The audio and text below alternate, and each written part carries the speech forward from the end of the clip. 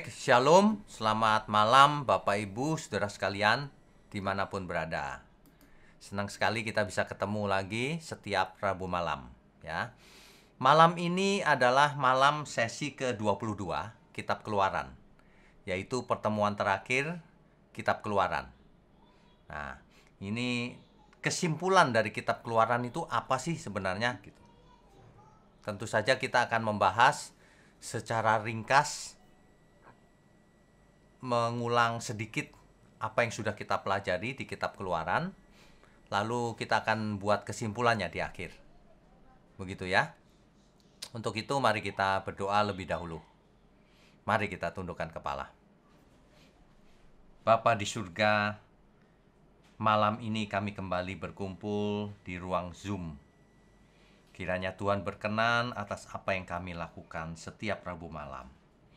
Biarlah melalui online Bible Study ini banyak orang diberkati, baik yang ikut secara online maupun nanti yang akan mendengarkan lewat YouTube.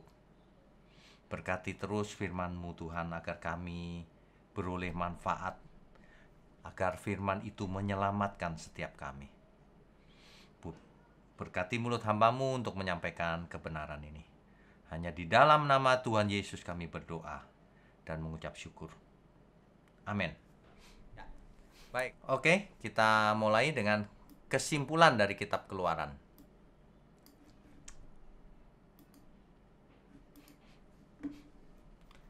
Di pertemuan kita waktu Kitab Kejadian, diakhiri dengan Yusuf menjadi penguasa nomor 2 di Mesir.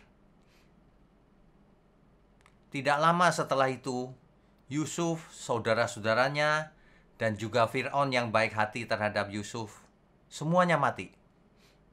Nah, ini menjadi masalah kemudian. 400 tahun kemudian, apa yang terjadi? Fir'aun penggantinya merasa terancam dengan pertumbuhan jumlah keturunan Yakub di Mesir. Jumlah keturunan Yakub ini, Israel, melebihi penduduk asli Mesir. Sehingga Fir'aun khawatir akan hal itu. Ya. Lalu berusaha menekan dan memperlakukan mereka sebagai budak. Dan memerintahkan supaya semua bayi laki-laki Ibrani harus dibunuh pada waktu lahir dan dibuang ke Sungai Nil. Kejam sekali ini. Ya, Bapak Ibu ya. Jadi, oke. Nah, Fir'aun yang baru itu sudah pernah kita pelajari di sesi yang lalu. Bapak Ibu yang belum ikut silahkan mengulang. Keluaran 1 ayat 7-9. Orang Israel itu beranak cucu tak terbilang jumlahnya. Mereka bertambah banyak dan dengan dahsyat berlipat ganda, sehingga negeri itu dipenuhi oleh mereka. Kemudian bangkitlah seorang raja baru, raja di Mesir, yaitu Fir'aun. Fir'aun ini tentu saja tidak mengenal Yusuf. 400 tahun yang lalu Yusuf itu. Berkatalah Fir'aun itu kepada rakyatnya, bangsa Israel ini sangat banyak dan lebih besar jumlahnya daripada kita. Maka ia berusaha menekan pertumbuhan itu. Semua bayi harus dibunuh. Ya. Semua bayi harus dibunuh, dibuang ke Sungai Nil. Nah, bayi Musa berusaha diselamatkan oleh keluarganya dengan cara menaruhnya di keranjang papirus. Lebih detailnya ikuti sesi lalu ya, ini cepat saja nih. Dan menghanyutkannya di sungai dengan diawasi dari jauh oleh kakaknya, yaitu Miriam. Akhirnya putri Fir'aun menemukan bayi ini dan jatuh hati. Bayi ini dipeliharanya, dipanggilnya. Miriam pura-pura menawarkan kalau ada yang bisa dilakukan dengan bayi itu. Putri Fir'aun menyuruh mencari ibu yang bisa menyusui bayi ini, Musa. Ya, ternyata mamanya sendiri tanpa setahu putri Fir'aun. Ya, bahkan Musa disusui oleh ibunya sendiri.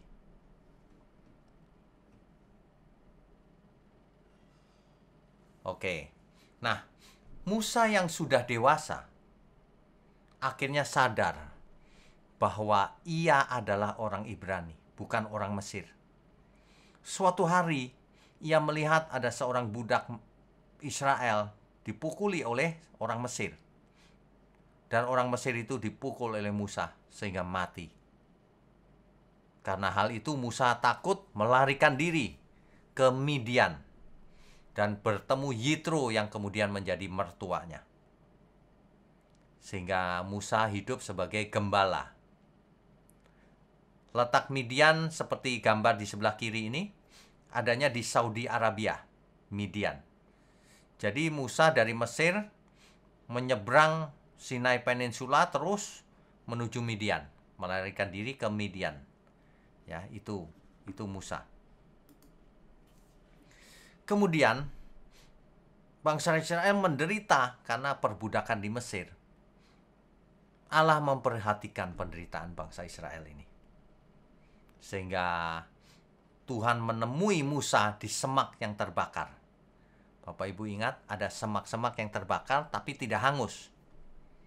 Penampakan daripada Tuhan sendiri.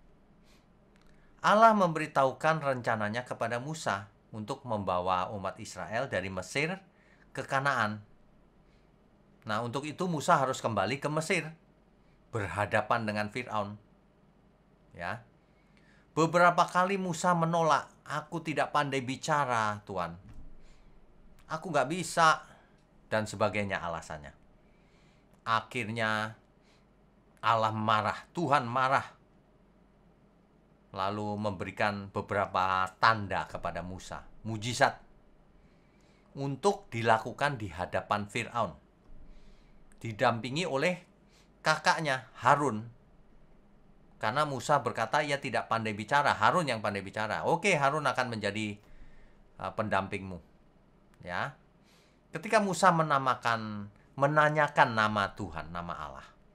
Allah menjawabnya dengan, "Aku adalah aku." Ehyeh, Asher Ehyeh. Itu per topik sudah kita bahas di sesi-sesi yang lalu secara detail, ya. Silakan kalau mau mengulang.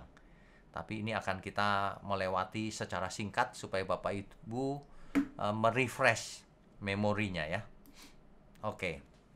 Berangkatlah Musa menemui Firaun bersama dengan Harun. Dan terjadilah nanti tulah-tulah itu, ya. Musa menghadap Firaun dan berkata, "Beginilah firman Tuhan, Allah Israel. Biarkanlah umatku pergi untuk mengadakan perayaan bagiku di padang gurun."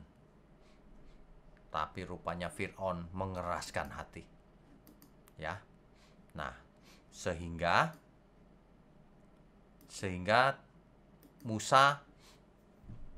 Harun melempar tongkatnya di depan Firaun. Dan tongkat itu menjadi ular.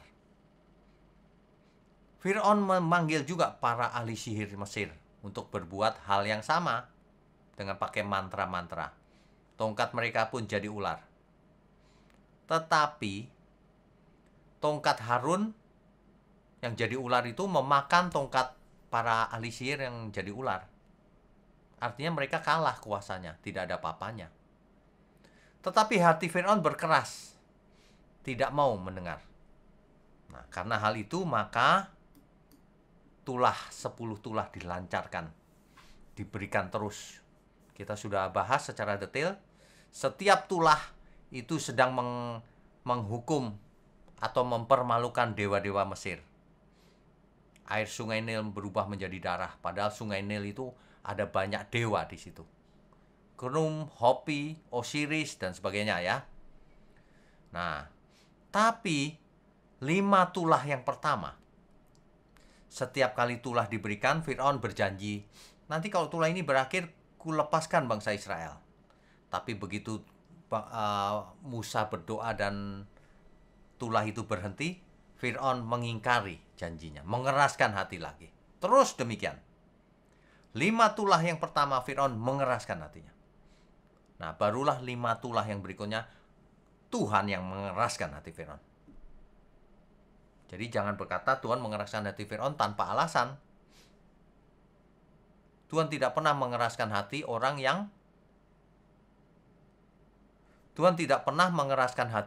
yang baik lalu jadi jahat. Tidak. Memang jahat sudah. Jadi dikeraskan sekalian. Itu sebenarnya adalah hukuman. Ya. Nah, jadi ini penjelasannya. Kita sudah bahas ini. Di 5 tulah yang pertama, Fir'aun mengeraskan hatinya sendiri.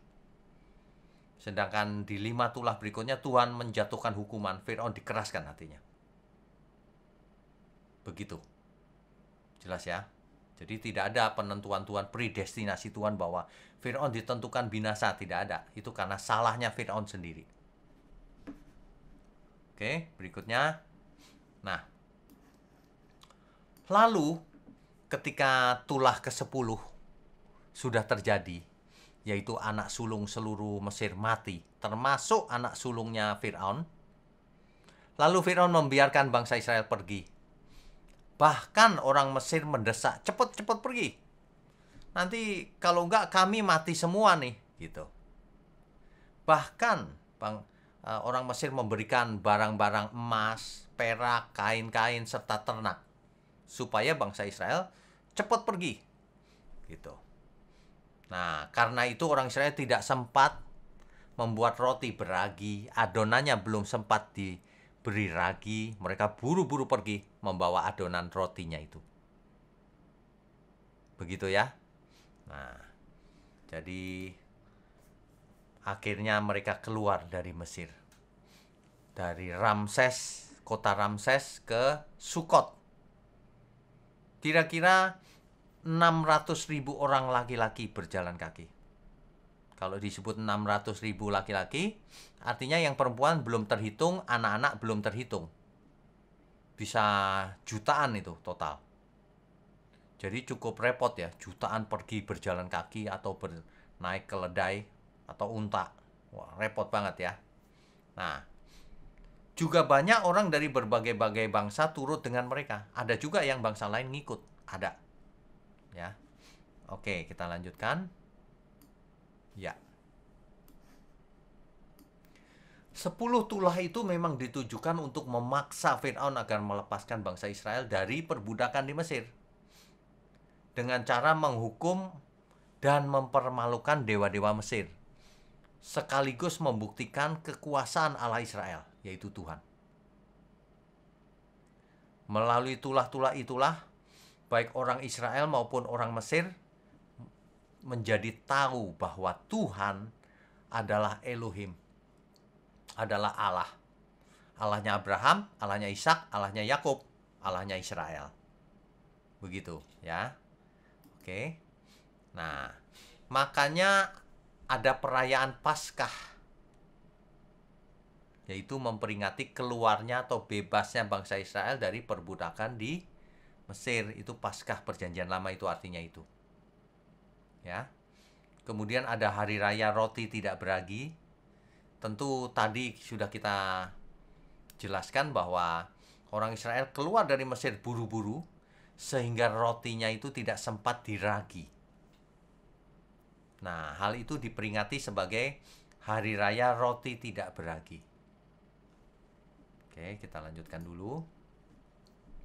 Nah, ketika bangsa Israel di depannya ada laut Teberau, rupanya Fir'aun berubah pikiran lagi. Kejar umat itu, kita rugi nih, ditinggal. Kejar. Maka pasukan Fir'aun mengejar bersama Fir'aun juga. Sedangkan orang Israel terjebak, di depannya ada laut Teberau, di belakangnya Fir'aun kelihatan dari jauh. Tapi Musa berkata demikian, tenang, Tuhan akan berperang ganti kamu, dan kamu akan diam saja. Jadi ini Israel diam saja, Tuhan yang membelah semalam-malaman laut Teberau. Semalam-malaman loh, nggak langsung brus gitu, nggak. Semalam-malaman air laut dibelah oleh Tuhan. Nah, jadi ayat itu tidak boleh dipakai sembarangan. Hari ini banyak orang nggak mengerti pakai ayat itu. Kamu diam saja, nanti Tuhan yang berperang ganti kamu. Tuhan yang bekerja, kamu diberkati, nganggur saja. Oh, nggak begitu artinya. Ini ayat khusus di mana bangsa Israel tidak bisa menyeberang. Tuhanlah yang bekerja, kamu diam saja. Yang membelah laut, ya. Oke, itu maksudnya. Nah, akhirnya Israel menyeberang laut Teberau di tempat yang kering. Di tengah-tengahnya itu kering. Di kiri kanannya ada tembok air. Air seolah-olah menjadi tembok. Ini luar biasa ya. Oke. Nah, setelah Israel sampai di seberang, pasukan Firaun turun juga nyebrang. Tapi Musa mengangkat tongkatnya dan air laut kembali menutup. Akibatnya semuanya mati. Ya. Selama bangsa Israel mengadakan perjalanan menuju Kanaan di padang pasir, diberi makan oleh Tuhan roti dari surga. Namanya mana. Roti mana. Jadi pemberian roti mana ini berlangsung terus selama 40 tahun. Nanti roti mananya baru berhenti ketika umat Israel sudah sampai di Kanaan dan sudah bisa makan dari hasil negeri Kanaan. Ya. Oke. Tapi bangsa Israel ini tegar tengkuk loh. Dikasih roti mana malah menghina roti mana. Itu hambar rasanya, nggak enak begitu. Waduh. Padahal roti mana itu pemberian Tuhan langsung loh. Disebut gandum dari langit atau roti malaikat bahkan sebutannya. Oke, kita lanjutkan dulu ya. Ini kan cuma mengulang Bapak Ibu, supaya sebelum kita membuat kesimpulan, kita di-refresh, kita ingat lagi seluruh kitab Keluaran, baru kita buat kesimpulannya ya. Musa, suatu kesempatan Musa melakukan kesalahan. Kita sudah bahas di yang lalu, kita tidak akan membahas lebih detail.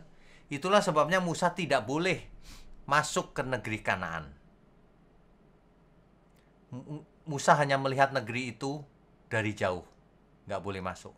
Nanti Harun juga sama, nggak boleh masuk, karena berbuat salah seperti Musa. Harun membuat patung lembu emas. Jadi kesalahan fatal, tidak boleh masuk ke negeri Kanaan ya. Musa melihat dari jauh dari puncak gunung. Nah, inilah gunungnya. Waktu itu saya sampai ke puncaknya, Gunung Nebo namanya. Ya. Di sebelah kanan ini Gunung Nebo, ada patung tiang tinggi yang dililit oleh ular, Nehustan. Ya.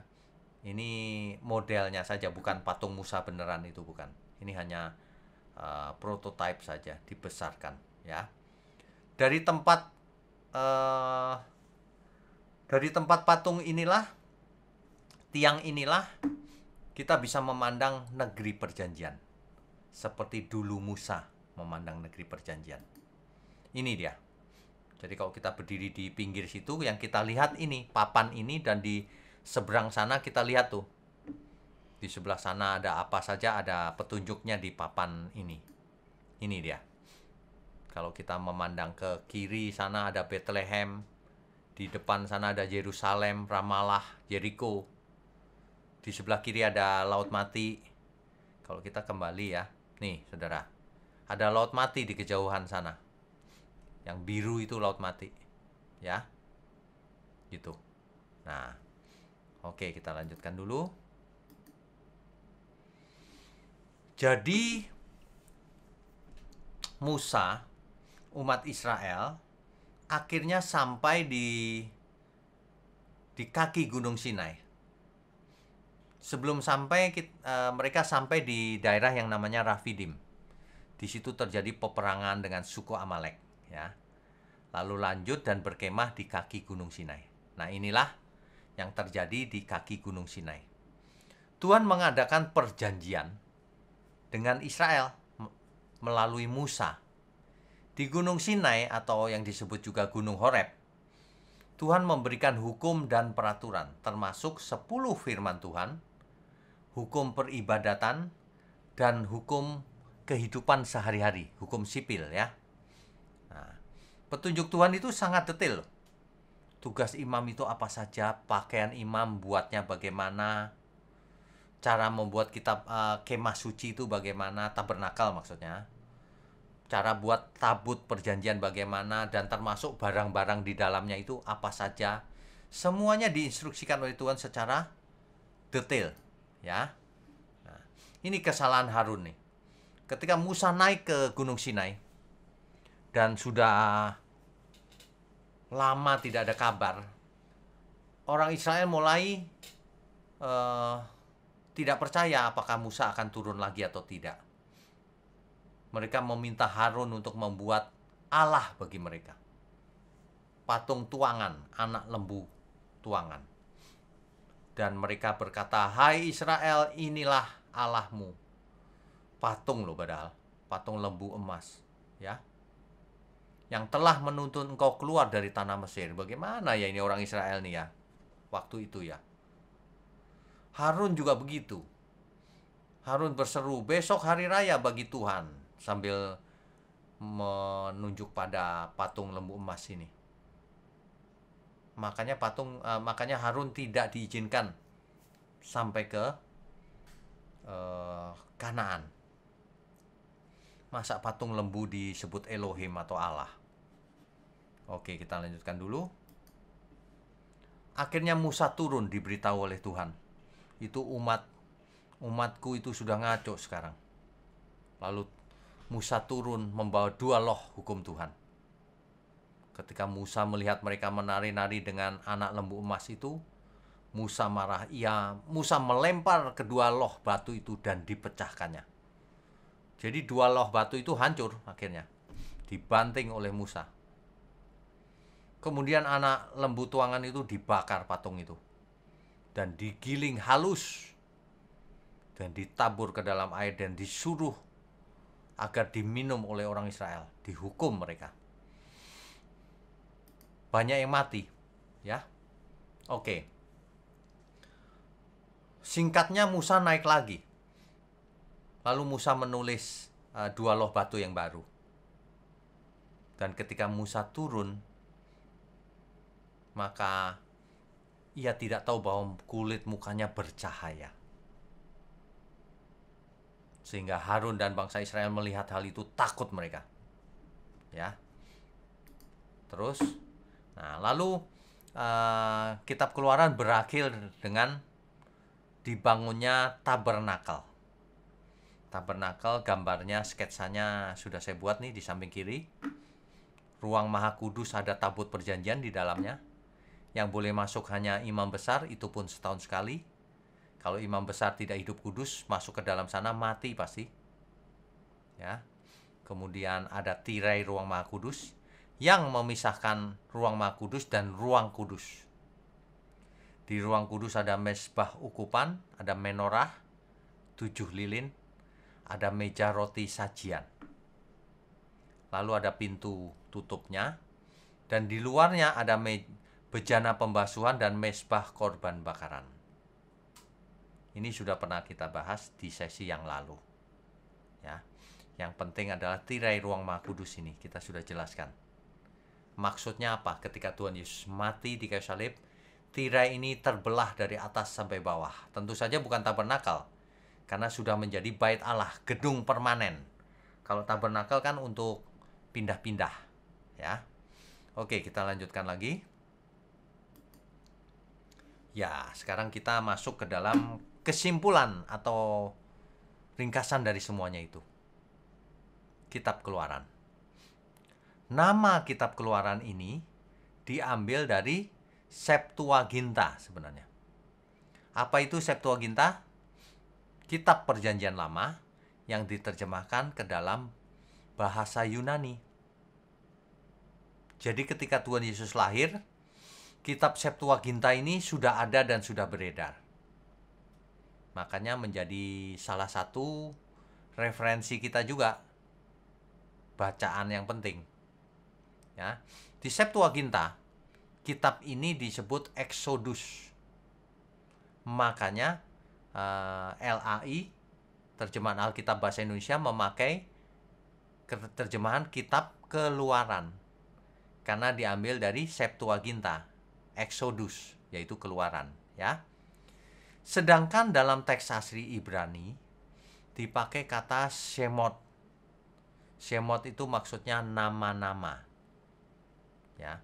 Kalau dalam bahasa Ibrani, nama kitab itu diambil dari satu awal ayat dari kitab itu. Kalau Keluaran ya Shemot, ya. Oke.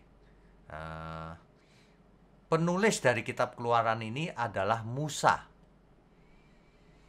Dan kemungkinan dilanjutkan oleh Yosua, sebab di dalam kitab Ulangan nanti ada bahwa Musa mati. Masa mati bisa menulis kematiannya? Kemungkinan besar dilanjutkan oleh Yosua, penggantinya. Itu lebih masuk akal, ya. Oke. Kitab ini ditujukan kepada siapa? Kepada umat Israel aslinya.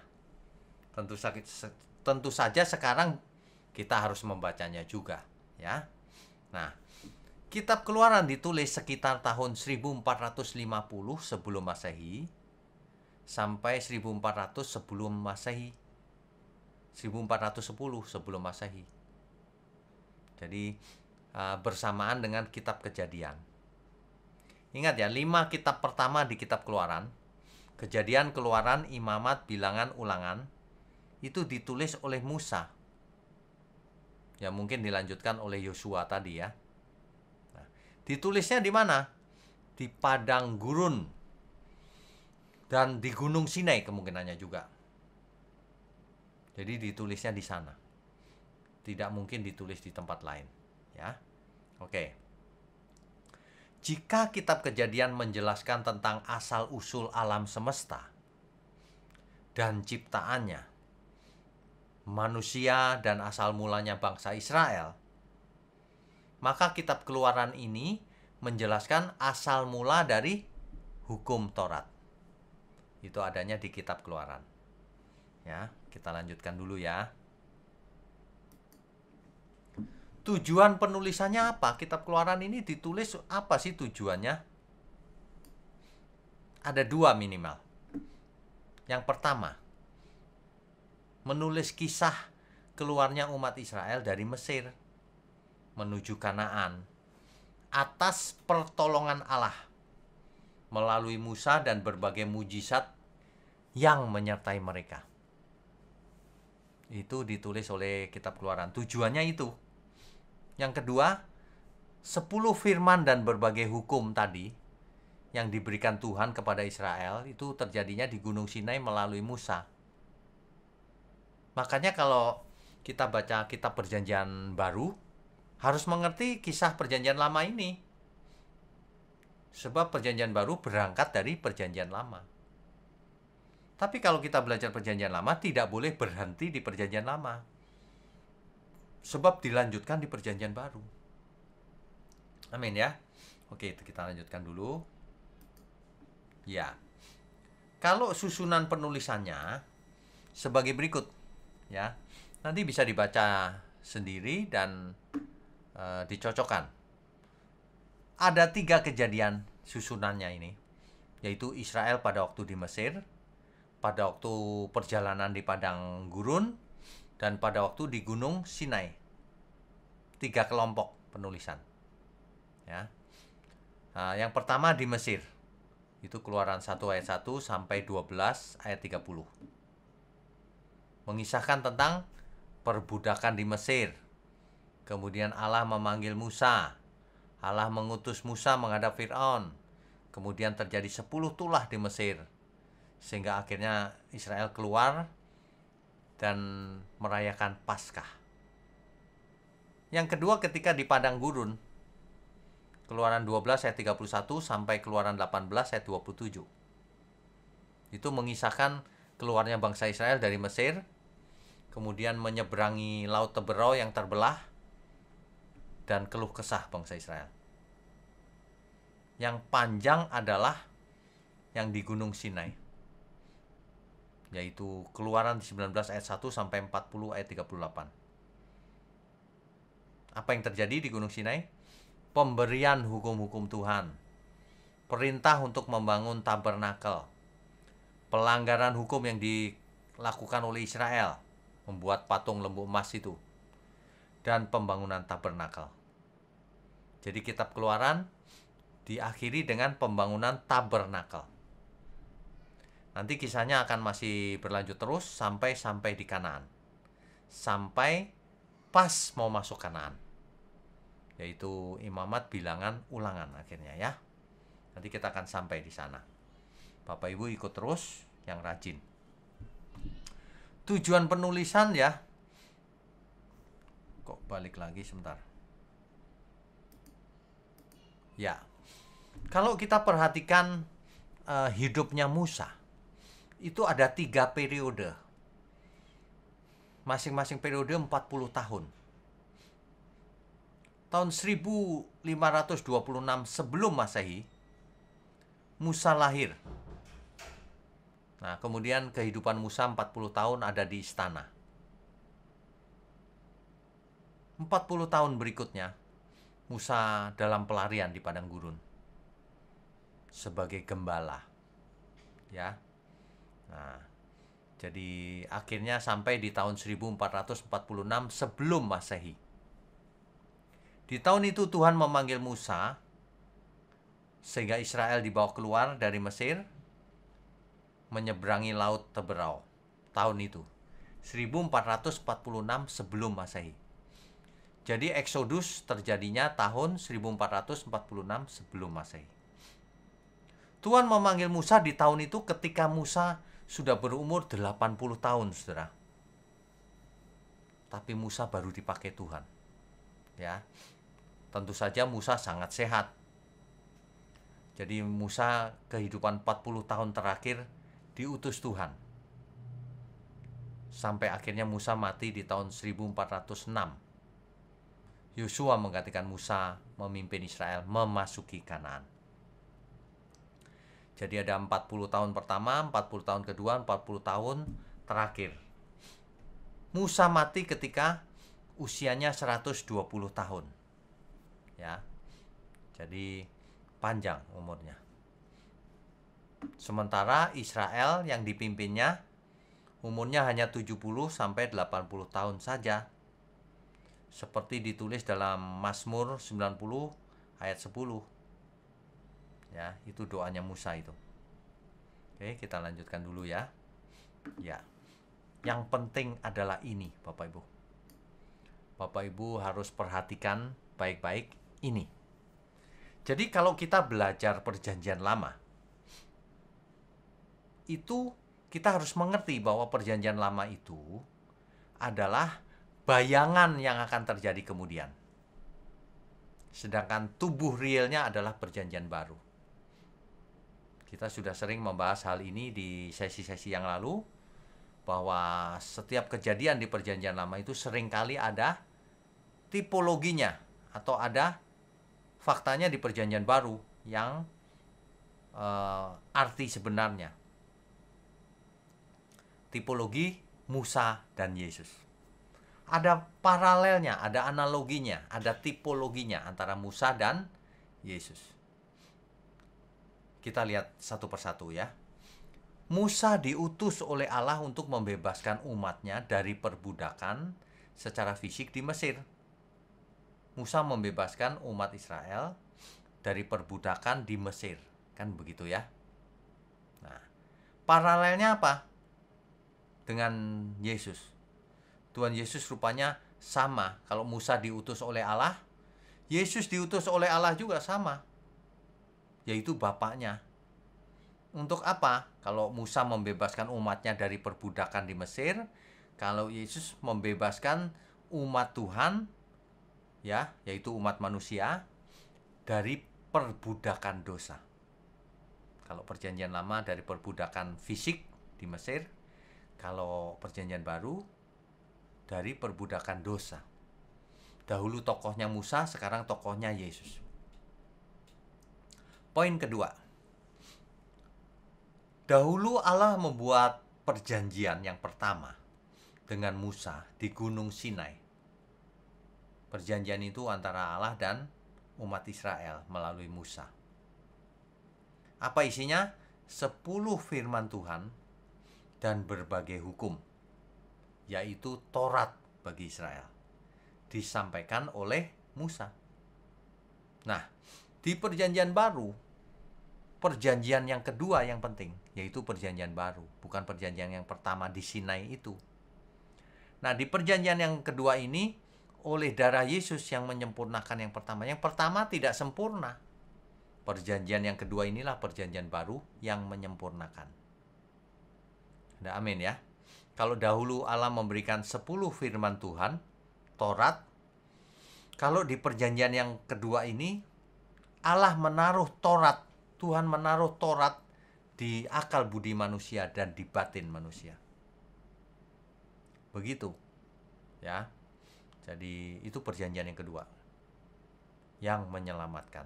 Bukan hanya secara fisik, keseluruhan, yang menyelamatkan jiwa dan roh. Poin yang ketiga, Allah memerintah Musa agar membangun tabernakel sebagai lambang kehadiran Allah bagi umatnya. Allah selalu menyertai Israel selama perjalanan menuju Kanaan dengan simbol tabernakel yang usung terus, ya. Nah, di perjanjian baru tabernakel sudah tidak ada, bait Allah juga sudah tidak ada. Di perjanjian baru, Yesus yang diutus oleh Bapaknya, oleh Allah yaitu Bapaknya, bersedia mati di kayu salib, sehingga ruang Maha Kudus, tirainya itu terbelah jadi dua, dan ruang Maha Kudus terbuka oleh siapapun. Ini simbol bahwa hubungan dengan Bapa sudah dipulihkan. Setiap kita boleh mengakses langsung Bapa. Ya. Mulai saat itu, kalau dahulu Allah hadir dalam bentuk tiang awan, tiang api, dalam bentuk tabernakel, sekarang Allah hadir langsung di tubuh orang percaya. Sebab tubuh orang percaya adalah bait Allah atau bait Roh Kudus. Bisa dibaca sendiri 1 Korintus 3 ayat 16 sampai 17, pasal 6 ayat 19 dan 2 Korintus 6 ayat 16. Ya. Kalau dulu dengan Taurat itu persembahan harus dilakukan berulang-ulang, maka di perjanjian baru Yesus hanya menebus sekali saja dan itu cukup dan lunas. Musa adalah pengantara antara Allah dan umat. Yesus juga sama, satu-satunya pengantara antara Allah, Bapa, dan umat manusia. Sama. Jadi ada tipologinya, ada paralelnya antara Musa dan Yesus. Ya, Bapak Ibu ya. Jadi, oh ya sebentar. Jadi tipologi ini penting. Seringkali ada tipologi dari perjanjian lama ke perjanjian baru. Sering sekali. Jadi Bapak Ibu yang rajin ikut online Bible study ini pasti sudah mengerti, sudah biasa. Ya. Di Rabu mendatang itu kita akan lanjutkan, karena kitab Keluaran sudah selesai, kita akan lanjutkan dengan kitab Imamat. Tapi pertemuan kitab Imamat ini hanya satu kali. Karena isinya itu berupa tata cara ibadah saja. Sudah tidak berlaku bagi kita. Ya, sekali saja pertemuannya. Setelah itu Rabu depannya lagi kita masuk ke kitab Bilangan. Bapak Ibu harus rajin belajar.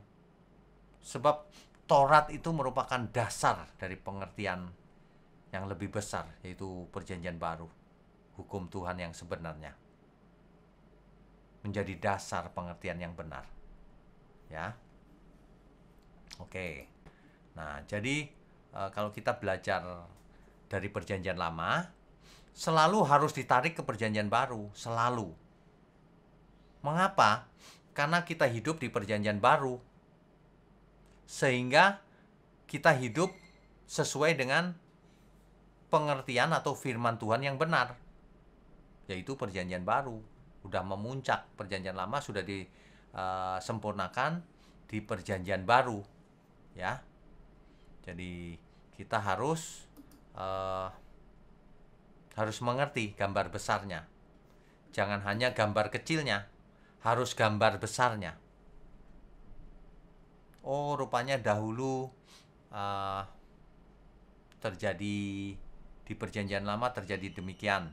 Oh, rupanya ada paralelnya di perjanjian baru. Dan kita hidup menurut perjanjian baru. Itu sebabnya orang tidak boleh berhenti di perjanjian lama. Jadi kalau Bapak Ibu melihat suatu pengajaran atau khotbah perjanjian lama terus tanpa pernah membahas perjanjian baru, jangan ikut dia. Jangan ikut dia.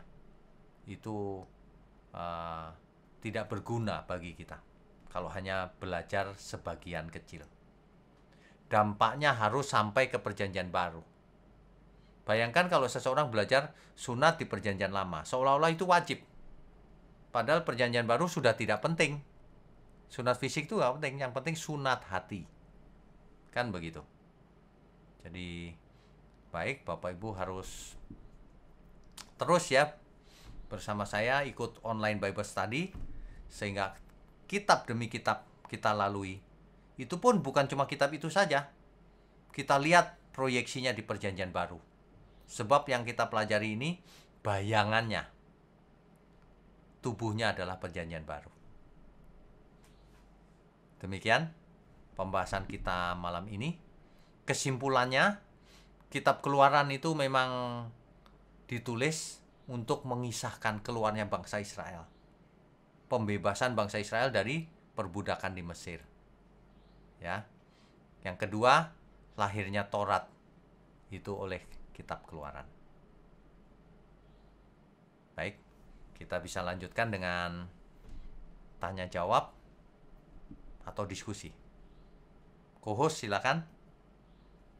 Ya, baik. Terima kasih Pak Wiknya untuk pembahasan firman yang sangat memberkati. Selanjutnya kita akan lanjutkan dengan sesi tanya jawab. Bagi Bapak Ibu yang ingin bertanya, silakan nyalakan kameranya dan aktifkan icon raise hand-nya. Untuk pertama ada Ibu Yuliana, silakan Ibu Yuliana. Bu Yuliana Shalom Pak silakan. Wisnu. Ya. Shalom Pak Wisnu. Terima kasih Pak untuk kesimpulan kitab Keluaran. Saya mau tanyakan Pak, masih ada kaitan dengan sesi minggu lalu tentang tabir ruang Maha Kudus Pak. Ya. Saya pernah baca firman Tuhan di Wahyu 11 ayat 19, maka terbukalah bait suci Allah yang di sorga dan kelihatanlah tabut perjanjiannya di dalam bait suci itu. Dan terjadilah kilat dan deru, guru dan gempa bumi dan hujan es lebat.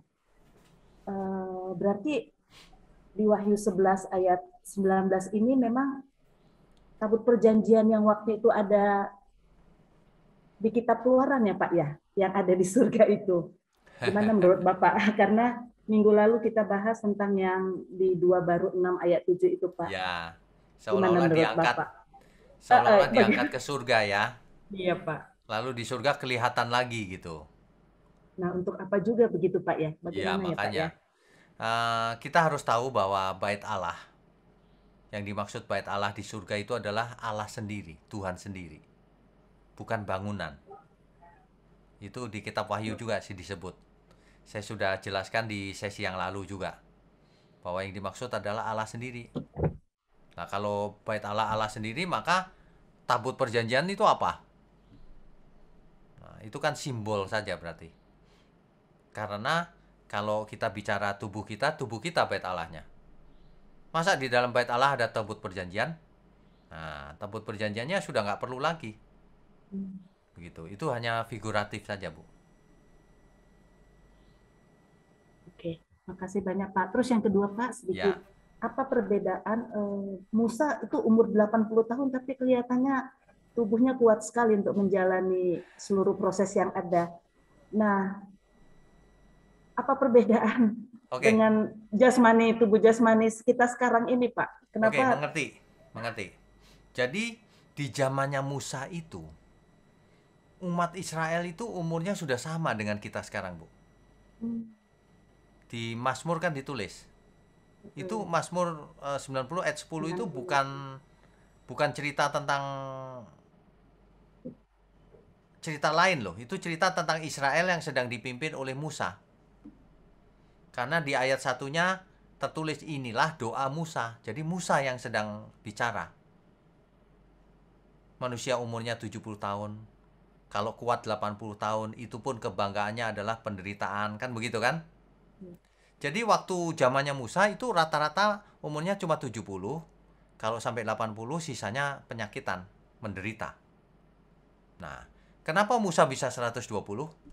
Itu pertanyaan baik tuh. Bahkan ketika ia umur 120 tahun, ia naik ke gunung. Lalu ia tidak ada lagi. Kalau naik gunung artinya apa? Kakinya tidak sakit. Matanya tidak rabun, dicatat di Alkitab itu. Artinya ia sangat-sangat sehat. Orang zaman sekarang baru umur 30-an, pinggangnya udah sakit. Ya. Nah, kenapa bisa demikian? Nah, ini kita harus tahu bahwa itu akan saya bahas di minggu depan, Rabu depan, kitab Imamat. Mengatur soal makanan haram halal dan sebagainya. Nah, Oke, siap. bangsa Israel itu ini apa? Tegar tengkuk. Dikasih makan roti mana, dia minta daging. Kedagingan mereka. Nah, makannya nggak sehat. Jadi begitu. Tapi kita nggak bisa patokan itu lalu hari ini kita bisa 120 kalau ikutin hukum Taurat. Ya nggak juga. Mengapa? Sebab binatang halal hari ini itu pun sudah kotor. Sudah dikasih hormon, dikasih macam-macam. Nanti saya cerita di kitab Imamat. Oke, terima Ya. kasih banyak Pak Wignyo, Tuhan Oke, memberkati. Tuhan berkati. Berikutnya. Ya, selanjutnya ada Ibu Ade Novita. Silakan Bu Ade. Bu Ade, silakan. Selamat malam Pak Wignyo, saya Selamat ada malam. pertanyaan Ya. berhubungan dengan tirai bait suci yang terbelah itu Pak. Ya. Di Matius 27 ayat 51 sampai ayat 53. Yang saya tanyakan itu adalah dan di ayat 52 dan kuburan-kuburan terbuka dan banyak orang kudus yang telah meninggal bangkit. Dan sesudah kebangkitan Yesus, mereka pun keluar dari kubur, lalu masuk ke kota kudus dan menampakkan diri kepada banyak orang. Ini maksudnya bagaimana ya Pak? Maksudnya bangkit lagi seperti Lazarus begitukah? Karena kan ini sudah di dalam kubur kan pasti udah berapa lama udah inilah tubuhnya udah. Ya, mengerti. Ini ada orang yang mengartikannya sebagai harafiah. Harafiah itu artinya benar-benar bangkit seperti Lazarus. Nah, kemungkinan ya bisa, namanya juga kemungkinan ya Bu. Tafsir itu kadang-kadang berupa kemungkinan. Yang kedua itu berupa figuratif, simbol. Maksudnya apa? Maksudnya orang-orang yang ada di Sheol atau Hades, alam maut. Nanti kita akan membaca tuh bahwa Tuhan turun ke dalam alam maut, kerajaan maut, merebut kunci kerajaan maut, lalu membawa para tawanan naik ke atas. Kemana itu? Ke Firdaus. Nah, kalau itu dianggap kebangkitan ya bisa juga, namanya juga tafsir. Bisa itu, bisa benar-benar bangkit gitu. Nah, jadi tergantung kita mau yang mana nih. Gitu. Nah, begitu Bu. Karena kitab suci kadang-kadang memakai kiasan, kadang-kadang memakai harafiah. Tapi yang lebih penting lagi adalah begini. Ketika Tuhan Yesus mati, rohnya pergi ke alam maut, membebaskan orang-orang kudus yang ada di sana zaman perjanjian lama. Dibawa ke Firdaus. Hari ini kalau kita mati, roh kita langsung ke Firdaus bersama Tuhan. Itu lebih penting. Kalau yang tadi apakah benar bangkit? Ya bisa saja kalau Tuhan mau. Ataukah kiasan? Bisa juga kalau memang itu dianggap kiasan, artinya Tuhanlah yang membawa roh-roh orang mati dari alam maut ke Firdaus. Tentu saja roh orang mati yang percaya dulunya. Gitu Bu penjelasannya. Jelas ya? Kadang-kadang gini Bu, kalau kita Bapak Ibu sekalian, saudara sekalian, kadang-kadang kalau kita baca Alkitab gitu ya, terus ada beberapa yang tanda tanya, mungkin ini, ada dua kemungkinan misalnya. Nggak masalah, karena yang manapun yang benar, akhirnya jadi satu lagi kebenaran itu. Kesimpulannya nggak boleh salah, ujungnya. Nah, yang membuat kita selamat atau tidak itu nggak boleh salah. Kalau cuma pengertian itu begini begitu itu bisa saja, nggak masalah. Begitu Bu Ade. Oke ya, baik. Kita lanjutkan, Tuhan berkati. Ya, selanjutnya akan dilanjutkan oleh Ibu Diana. Silakan Bu Diana. Bu Diana, silakan.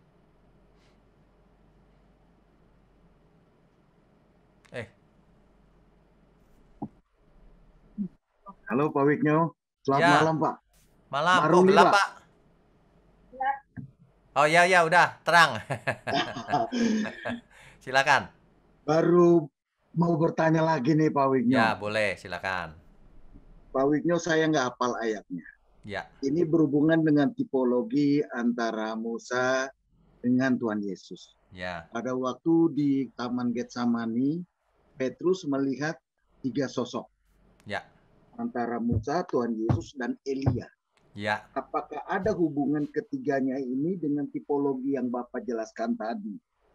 Dan kenapa Musa dan Elia? Kenapa bukan Abraham atau yang lain-lain? Oke. Kenapa mesti Musa dan Elia, Pak? Terima Oke, kasih baik. itu pertanyaannya, Pak. Ya. Kalau ini bukan soal tipologi, Pak, tapi Oke. memang kisahnya demikian. Mengapa Musa? Kita hanya bisa menjawab dengan kemungkinan. Karena Musa itu dianggap sebagai nabi besar bagi bangsa Israel. Guru bangsa gitu kira-kira. Ya, Pak. Jadi nabi besar, makanya Musa tampil. Elia juga demikian. Buktinya apa? Buktinya dalam suatu percakapan mereka bertanya kan, apakah engkau Elia yang akan datang gitu. Ya.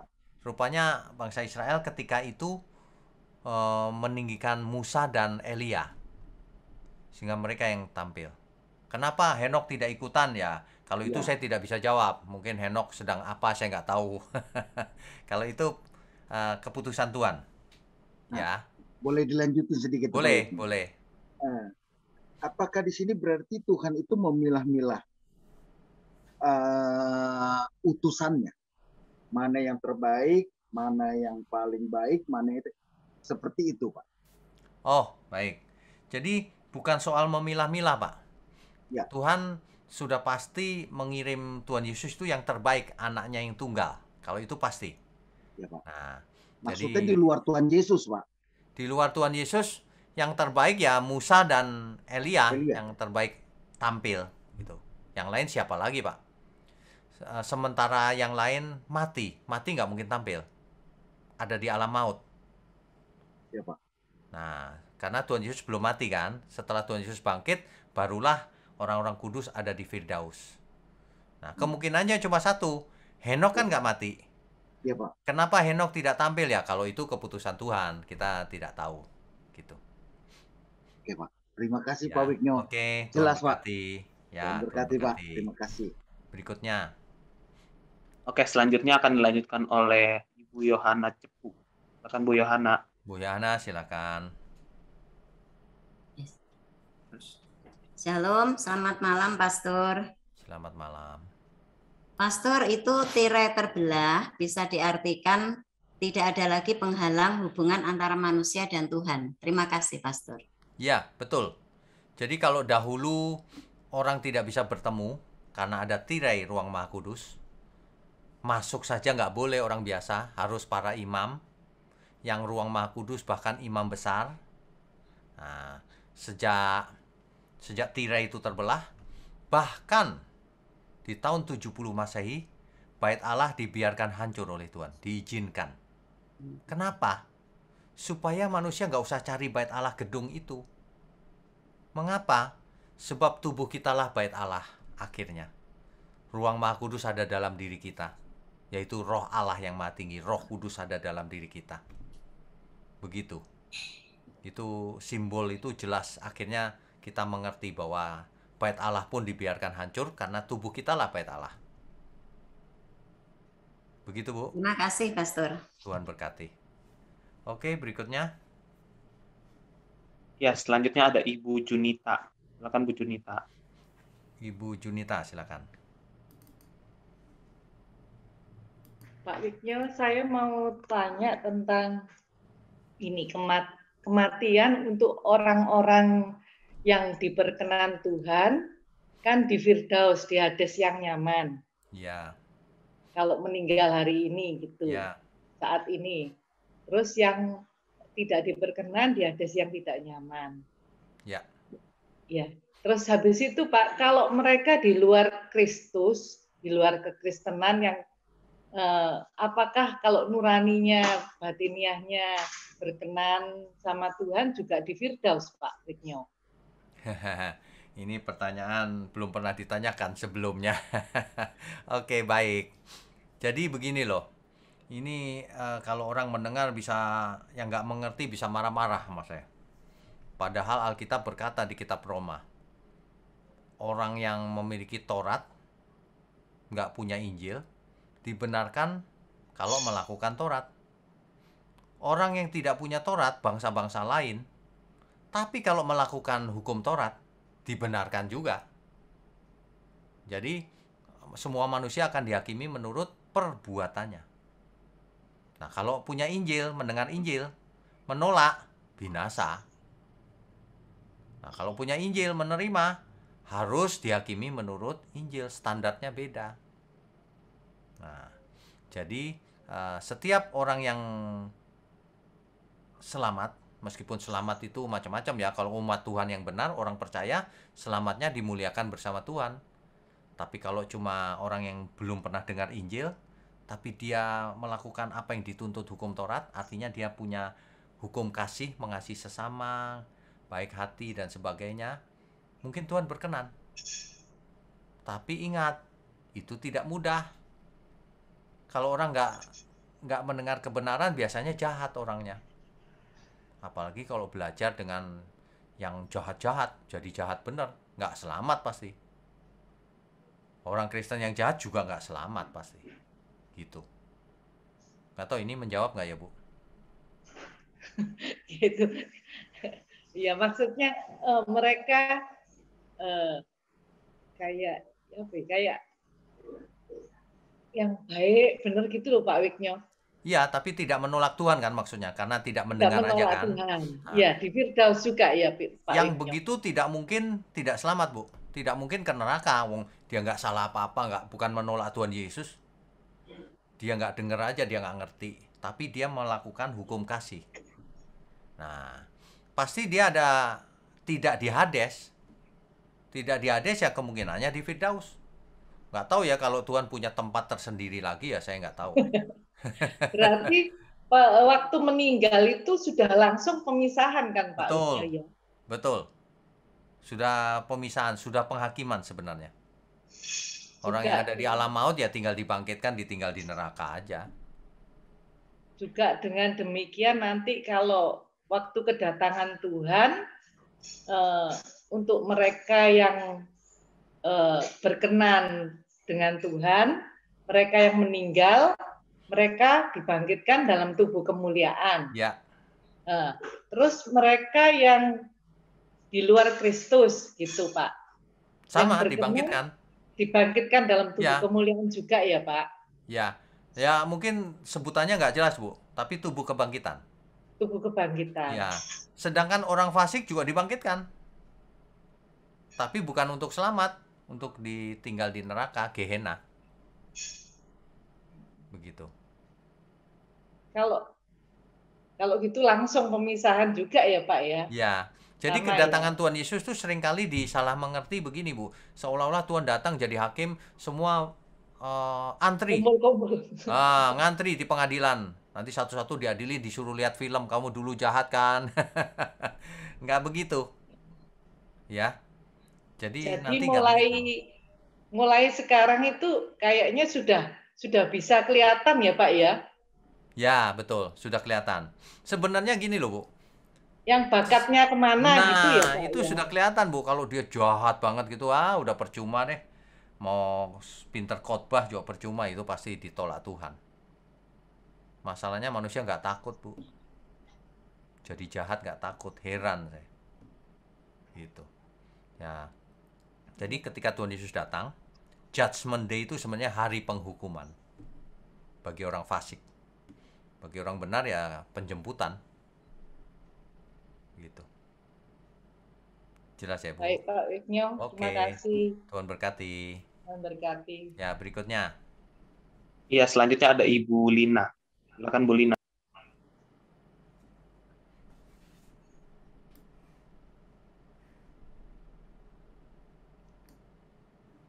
Bu Lina, Di unmute dulu, Bu. unmute dulu, Bu. Oh iya, udah ya. Sudah. Ya, tadi cuma nanya itu Pak, memperjelas Pak. Berarti selama perjanjian lama itu Firdaus belum ada ya Pak? Bukan soal belum ada. Di perjanjian lama itu semua orang mati rohnya menuju ke Hades. Sheol atau Hades.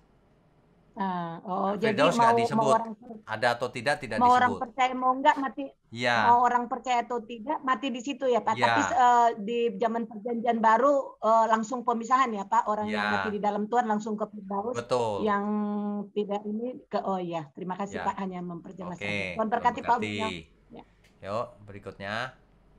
Selanjutnya ada Stephen T. Silakan. Oke. Silakan. Malam Pak Wi. Malam. Malam Pak Wik. Shalom. Jadi istri saya mau nanya. Oh, silakan. Silakan, Bu. Ya, ini baru pertama kali nanya sejak ikut kitab Kejadian. Oh, loh, ikutnya dari Kejadian? Iya. Waduh, hebat ya. Nggak pernah Kok baru bolos. nanya? Ya. So Ya, far silakan. sih udah ngerti sih. Soalnya ini special request. Kalau Oke. Bapak jawab kayaknya bisa jadi satu khotbah sendiri sih. Oh, boleh, Jadi saya kan- catat. Apa itu? Catat. Apa itu? Jadi kan di kitab Wahyu 16 itu yang 7 malapetaka kan sebenarnya mirip-mirip kejadiannya dengan tulah-tulah yang terjadi di Mesir. Ya. Terus? Jadi ya itu tadi requestnya itu mungkin Bapak bisa jelasin nanti di dalam satu khotbah sendiri. Oh, oke. Yang malapetaka di kitab Wahyu ini ya. Wahyu 16 ya. Wahyu 16 kan ada kayak bisul, Ya, kemudian air menjadi darah dan seterusnya. Wahyu pasal 16. Oke, sudah dicatat. Terima Jadi kasih bukan pertanyaan sih, masukannya. lebih ke request sih. Ya. Terima kasih juga. Kasih saya bahan untuk khotbah. Karena sebenarnya ada relevansinya kan. Iya, pasti ada.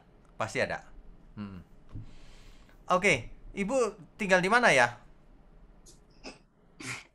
Di Tangerang, di Karawaci. Oh, Karawaci. Oke. Enak ya sekarang ya, jauh-jauh pakai Zoom aja ketemu kita. Kalau dulu, waduh, berjam-jam macet di jalan. Oke, ada lagi? Enggak sih, enggak ada lagi. Ya, oke, Tuhan berkati. Tuhan berkati, Pak. Ya, berikutnya. Ya, selanjutnya ada Ibu Diana. Silakan Bu Diana. Salam Pak Wignyo. Selamat malam. Iya, malam. Pak Wignyo, saya mau tanya kalau misalnya orang yang meninggalnya itu dibunuh gitu. Entah itu dibunuh secara fisik atau misalnya memang diracun gitu, itu gimana ya Pak Wignyo ya? Apakah dosa-dosanya diampuni, Pak? Oke. Kalau orang dibunuh, dia dihakimi terakhir sebelum dibunuh itu, Bu. Dia dihakimi menurut itu apa yang ia lakukan selama itu. Jadi misalnya begini, kalau orang beriman dibunuh tiba-tiba ya dia pasti selamat. Kan kondisinya beriman. Jadi penilaiannya itu atau penghakimannya itu sampai matinya dia. Gitu. Jelas ya? Jadi yang dinilai itu selama kita hidup.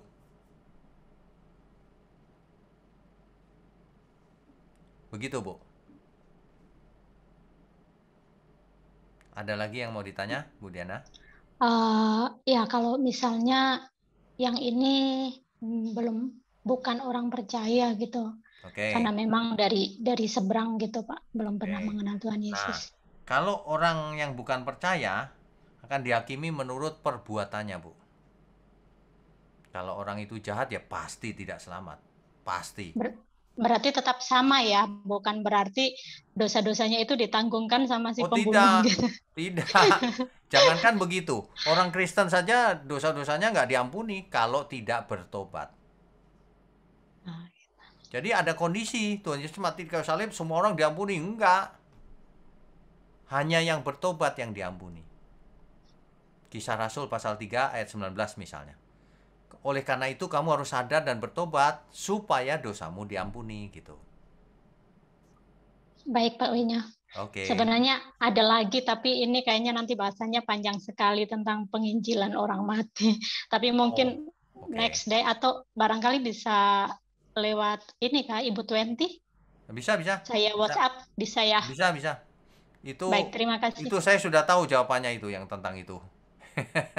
Nanti lewat WhatsApp aja ya. Baik, makasih Pak Wiknya. Oke, Tuhan berkati. Berikutnya. Selanjutnya ada Bapak Gustiawan Andreas. Oke, Pak Gustiawan, silakan. Ya, selamat malam Pak Wikyo. Selamat malam. Mau bertanya ya. Langit baru dan bumi baru itu keadaan fisiknya itu sama nggak dengan Firdaus waktu zaman Adam dan Hawa di sana sebelum jatuh ke dalam dosa, Pak? Tidak sama. Adam dan Hawa itu ada di Eden, Pak, di bumi. Itu di bumi. Sedangkan Firdaus yang dunia roh itu tidak di bumi dan tidak di mana-mana, itu dunia roh. Beda. Jangan bingung. Ya, terus kan? Ya, paham. Terus gini Pak, apakah di langit yang baru dan bumi yang baru itu mengenai teknologi ya? Kan sekarang teknologi itu sangat luar biasa. Ya. Apakah di sana ada teknologi nggak Pak? Ya, masa di sana kita manusia gua, Pak? Hidup di gua-gua lagi. Kalau di sana nggak ada teknologi seperti yang saat ini Pak, sepertinya kita dikembalikan ke zaman Adam gitu Pak, waktu di Taman Firdaus Pak. Oke, saya percaya dunia langit baru bumi baru itu kan kita hidup lagi dengan tubuh kebangkitan ya Pak. Artinya apa? Artinya manusia akan mengembangkan teknologi tapi tanpa dosa. Hari ini teknologi ini karena manusia berdosa kan sudah begini. Mungkin teknologinya beda. Kan manusia harus mengelola bumi, melayani Tuhan dan seterusnya kan. Nah, jadi mungkin ada tapi beda gitu. Ya. Terus satu lagi ya Pak ya. Apakah di langit baru dan bumi yang baru itu seperti Taman Firdaus, seperti yang masih mentah gitu Pak ya, yang perlu dikelola lagi Pak untuk orang-orang yang ada di sana Pak?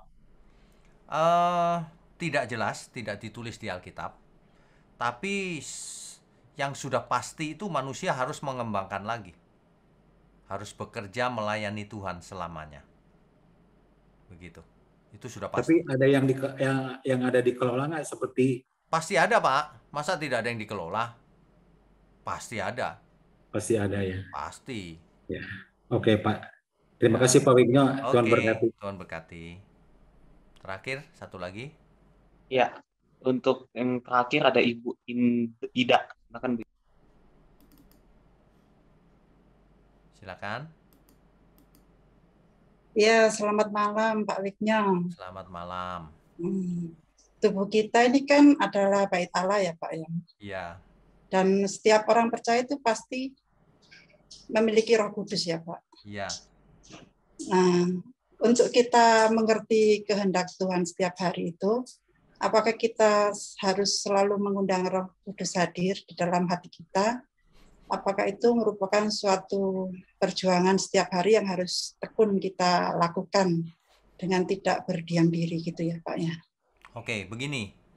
Tubuh kita ini adalah bait Allah atau bait Roh Kudus, di mana Roh Kudus tinggal di dalam tubuh kita, di dalam kita. Jadi bukan kita mengundang masuk, memang sudah ada di dalam. Jadi tidak perlu diundang. Roh Kudus sudah masuk memimpin kita. Masalahnya kita mau dipimpinnya enggak? Mau hidup benar, hidup kudus. Tak bercacat, tak bercelah. Mau belajar enggak firman Tuhan? Apa mau bandel? Tegar tengkuk seperti bangsa Israel. Nah, itu terserah kita. Itu kehendak bebas kita. Jadi kita semua yang benar-benar percaya sudah disertai Roh Kudus. Tidak perlu diundang-undang lagi Roh Kudus. Sudah ada dalam diri kita. Sekarang giliran kita mau dipimpinnya atau tidak. Mau menyerahkan diri atau tidak. Begitu. Ya. Cara kita untuk mengerti kehendak Tuhan itu setiap hari, apakah kita dipimpin oleh Roh Kudus atau tidak, itu apakah kita memiliki kepekaan itu ya, Pak ya. Oke, jadi cara kita mengerti kehendak Tuhan, yang pertama kita harus mengerti firman Tuhan. Alkitab itu menjelaskan Tuhan, kehendak Tuhan itu apa saja. Yang kedua, kalau cuma baca Alkitab kan teori itu. Yang berikutnya adalah praktek, melakukannya. Sehingga dengan cara itu, teorinya mengerti, pengertiannya benar, dilakukan, maka timbul kepekaan. Sehingga kita peka membedakan, ini kehendak Allah nih, yang ini bukan nih, gitu. Jadi kepekaan itu dibangun lewat itu, Bu. Lewat pengalaman sehari-hari berdasarkan Alkitab. Jelas ya? Ya. Oke. Jadi respon kita terhadap segala pergumulan hidup yang kita hadapi itu juga merupakan suatu tuntunan Roh Kudus ya Pak ya? Ya, jadi respon kita sangat menentukan apakah hidup kita menjadi efektif bagi Tuhan atau tidak. Kalau kita diam saja ya nggak ngerti apa-apa akhirnya. Dan harus belajar dan harus melakukannya, latihan terus. Kan Alkitab mencatat kita itu ikut perlombaan yang diwajibkan.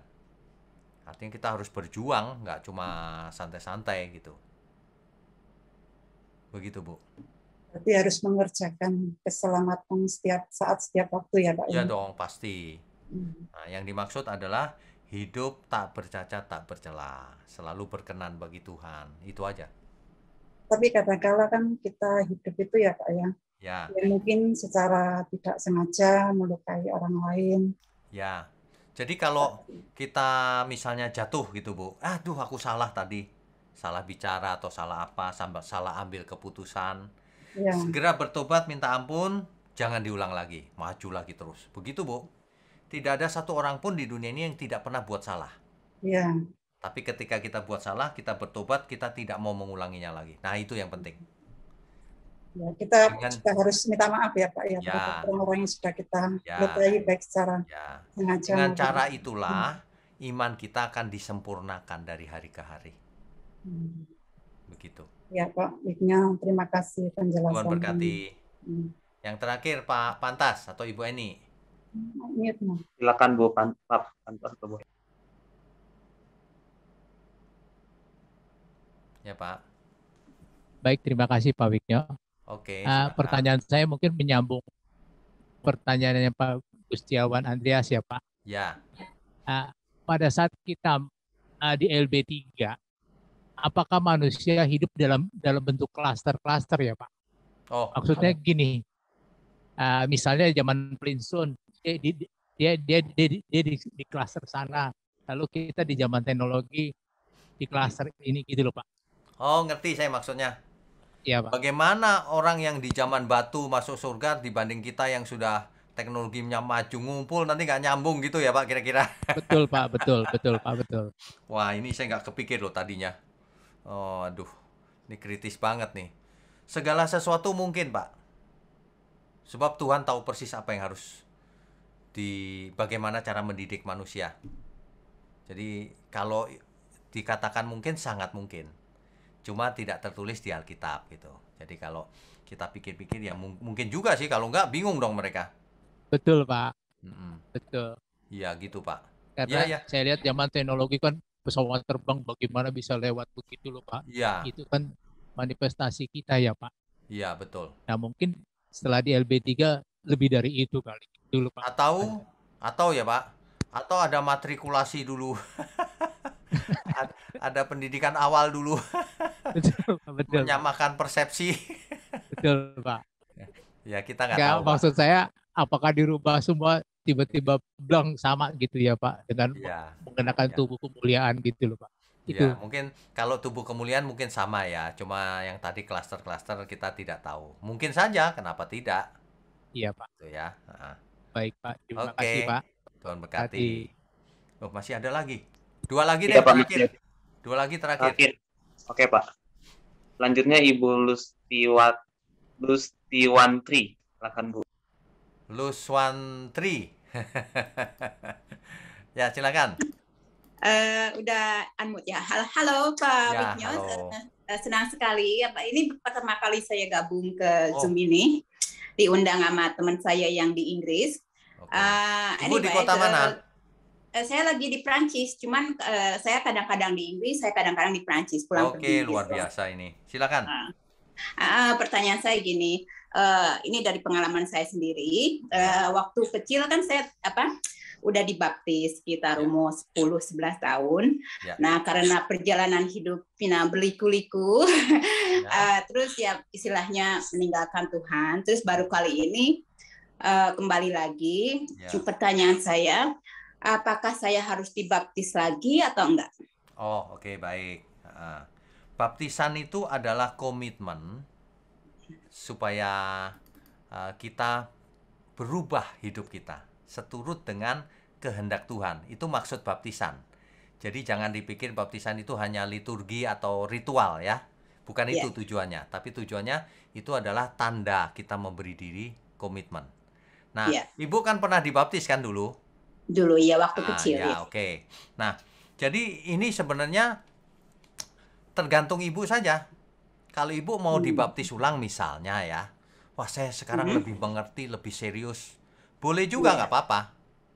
Oh, nggak apa-apa. Kalau misalnya tidak mau dibaptis, saya sudah dibaptis dulu, nggak apa-apa. Tapi komitmennya diperbaharui. Saya mau komit sekarang. Gitu. Nah, gitu Bu. Iya sih. Iya, makasih banyak. Iya, tahun ini spesiali tahun ini saya benar-benar lebih mengerti tentang firman Tuhan yang kayak gitu. Ya udah tua Pak, mau ngapain lagi? Ya, benar. Ibu ikut yang kitab Kejadian belum ikut ya? Enggak, baru pertama kali saya gabung. Oh, ini Bu, yang kitab Kejadian harus disusul. Jadi sambil ikut yang sekarang, dimulai dari kitab Kejadian yang sesi 1. Itu luar biasa nanti. Nanti Ibu akan berubah. Iya, saya bisa lihatnya di mana Pak? Di YouTube atau di YouTube channel kita ada, Bu. Selamat malam, Pak. Selamat malam. Selamat malam, Pak Wigno. Pak Wigno, saya mau tadi saya enggak begitu dengar, menegaskan aja Pak, seperti Henoh, Nabi Elia, bahkan penafsiran orang Musa itu terangkat ya Pak. Jadi mereka tidak mengalami penghakiman ya Pak, langsung masuk surga gitu, Firdaus ya Pak. Benar. Bahkan mereka nggak ke Firdaus, kan nggak pernah mati. Jadi fisiknya langsung ke langit baru bumi baru nanti. Cuma sebelum ke langit baru bumi baru ada di mana kita tidak tahu. Karena kan tidak pernah mati. Terus gini Pak. Ya, terus orang tua saya kan sudah meninggal dua-duanya Pak. Mereka percaya kepada Tuhan Yesus itu menunggu penghakiman atau langsung masuk ke surga Pak? Kalau mereka percaya kepada Tuhan Yesus. Rohnya menuju Firdaus bersama Tuhan. Rohnya. Langsung Pak ya? Langsung. Nanti ketika Tuhan Yesus datang kembali, baru dibangkitkan, dikasih tubuh kebangkitan. Ya. Gitu. Terus yang terakhir Pak, saya lupa Pak, di Daniel itu Daniel ya Pak ya, saya lupa ayatnya, pasalnya di mana sebelum Tuhan Yesus datang itu Nabi Elia akan muncul Pak. Apakah benar seperti itu Pak? Oh, Nabi Elia kan muncul bersama Tuhan Yesus itu Pak, yang di bukit itu, di gunung Transfigurasi, yang sama Musa tadi. nanti sebelum Tuhan Yesus datang Elia muncul. Sudah nggak ada cerita itu, nggak ada. Tuhan Yesus datang, ya udah selesai dunia ini, udah nggak sempat ketemu lagi, Pak. Terjadi kebangkitan dan selesai. Oke. Terima kasih Pak, sangat jelas. Oke, Tuhan berkati. Oke, mari kita tundukkan kepala. Bapa di surga, terima kasih malam ini Engkau sampaikan banyak jiwa baru datang dan banyak orang tertarik dengan kebenaran firman-Mu. Terima kasih Tuhan, kiranya nama-Mu dipermuliakan melalui Zoom meeting ini, melalui online Bible study. Hamba berdoa untuk semua tangan-tangan yang mendukung, Tuhan berkati baik jasmani maupun rohani. Tuhan berkati juga semua yang mendengar, semua yang akan mendengar lewat YouTube. Terima kasih Tuhan. Kami mau sudahi pertemuan ini hanya di dalam nama Tuhan Yesus Kristus, Tuhan dan Juru Selamat kami yang hidup. Haleluya. Amin.